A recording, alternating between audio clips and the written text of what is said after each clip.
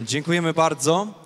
W tej Beaucoup. chwili zabiorą głos Maintenant vont prendre la parole les représentants des différentes délégations jako de pierwszy l'ENF, wystąpi avec pour en premier M. Édouard Ferrand, członek Frontu Narodowego. membre du Front National, Wyróżniający się swoją pracowitością i particulièrement travailleur, particulièrement actif, et que nous invitons à bien vouloir prendre la parole.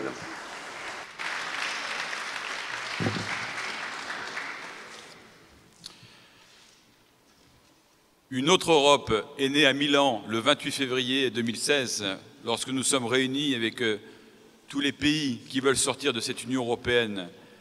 Michal Maruzic a fait une excellente intervention. Mais une grande Europe naît aujourd'hui à Cracovie.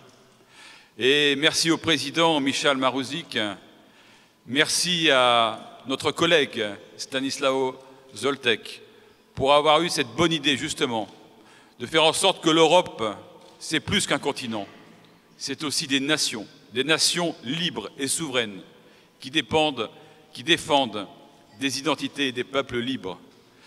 Et je suis très heureux d'être parmi vous avec les amis polonais. La Pologne est encore très présente dans le cœur des Français.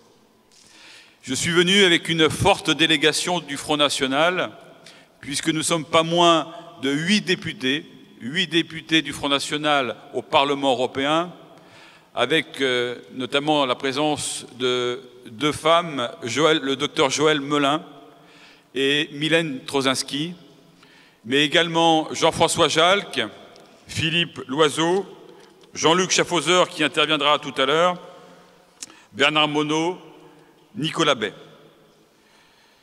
Nous nous retrouvons donc à proximité de Cracovie, ancienne capitale de la Pologne, un pays qui a toujours constitué un pont entre l'Orient et l'Occident, un pays qui se trouve aujourd'hui au centre même de l'édifice Europe. C'est d'ailleurs en visitant Cracovie que le général de Gaulle a rappelé en 1967 qu'il rêvait d'une Europe de l'Atlantique à l'Oural. Il envisageait une idée d'une Europe forte, sûre, pacifique, une Europe des nations souveraines, qui constituerait un contrepoids par rapport aux États-Unis et par rapport à l'URSS. Mesdames et messieurs, aujourd'hui, la France et la Pologne témoignent de leur histoire commune, de leur passion commune, marquée par des relations exceptionnelles. La coopération diplomatique et militaire entre la France et la Pologne repose sur des fondements très anciens. Sait-on que jamais Français et Polonais se sont affrontés sur un champ de bataille? Eh bien, c'est rare pour pouvoir ici le souligner.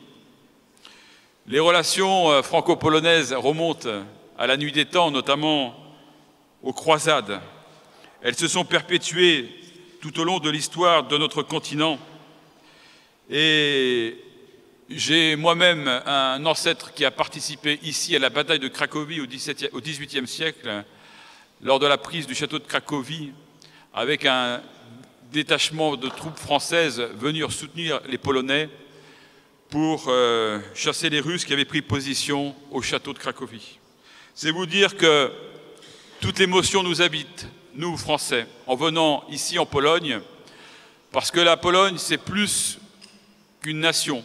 C'est une grande amitié avec la France et je crois qu'il faut réfléchir sérieusement à construire un axe géopolitique entre la France et la Pologne.